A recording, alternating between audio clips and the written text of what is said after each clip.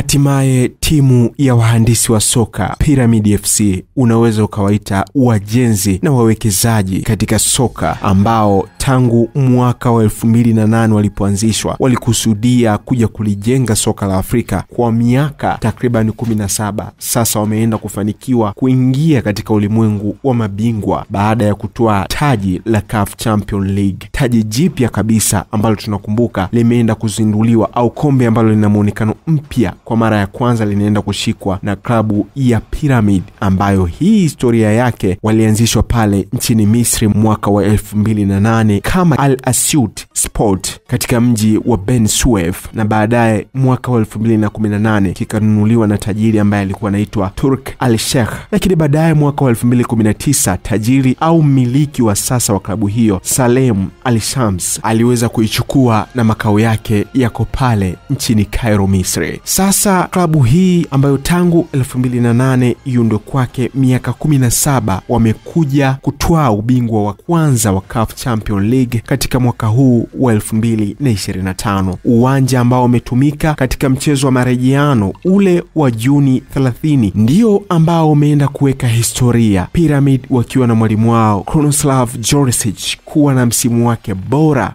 mbele ya matajiri hao. Kwa mujibu wa takwimu za mwaka wa 2024, Pyramid ilionyeshwa kuwa ni miongoni mwa vilabu vitano vyenye uwekezaji mkubwa zaidi barani Afrika, mbele ya Al Ahly, Mamelodi Sundowns, wengine wakiwa kama Zamalek na Esperance de Tunis ya pale nchini Tunisia. Kwa upande wa ndani, Pyramid sio klabu yenye mafanikio makubwa sana, licha ya kwamba msimu huu pale kuna ligi ya Misri kulikuwa kuna zengwe kubwa sana baada ya Al Ahly kutangazwa kuwa mabingwa, wakitoa ubingwa wa 45 kwa mataji ya ndani. Lakini Pyramid walisema wao ndio mabingwa kwa sababu Al Ahly hakunyang'anywa alama ambazo hakutokea kwenye mchezo wake dhidi ya Zamalek, ambao Zamalek alihesabiwa kama mshindi, lakini Al Ahly hakukatwa alama 3. Kwa mara ya kwanza kushiriki katika fainali ilikuwa ni katika CAF Confederation msimu wa 2019-2020 dhidi ya RS Berkane, ambapo Pyramid walikosa ubingwa huo. Lakini safari hii wamerudi katika michuano ya CAF Champions League msimu wa 2024-2025 na wameweza kutwaa ubingwa huo mbele ya the Brazilian ni Mamelodi Sundowns. Story nyingine ambayo imeachwa katika fainali hiyo, ambayo ilikuwa inashuhudiwa na mashabiki wengi takriban 27,029 katika dimba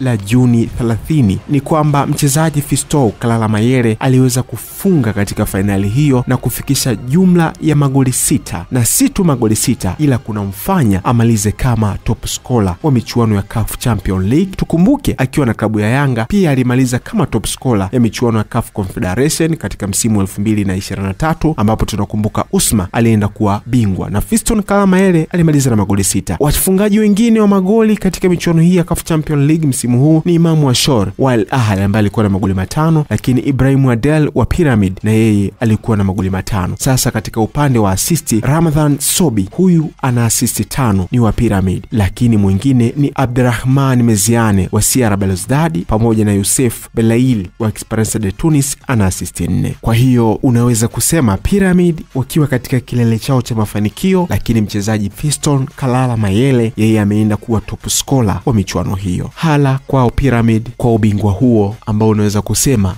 umeenda kuweka nuru kwa vilabu vipya ambavyo vinafanya uwekezaji katika soka la Afrika, kwamba kumbe inawezekana. Karibu Pyramids, karibu wajenzi wa soka katika ulimwengu wa mabingwa barani Afrika. Na hii inaifanya ligi ya Misri kuwa ligi ambayo imedominate katika soka la Afrika kwa takriban misimu 7, kwa sababu Al Ahly amecheza kama fainali 6 au 5 mfululizo, wakati pia Pyramid na yeye akienda kucheza fainali hii akiwa anatoka pale pale ligi ya Misri. Tusimsahau pia Zamalek ambaye msimu uliopita alikuwa bingwa wa CAF Confederation. Kwa hiyo ligi ya Nile Premium League pale nchini Misri inakuwa ni ligi bora zaidi kwa sababu ya mafanikio haya ambayo yanaonekana. Hizi ni sukari za Iron Safi.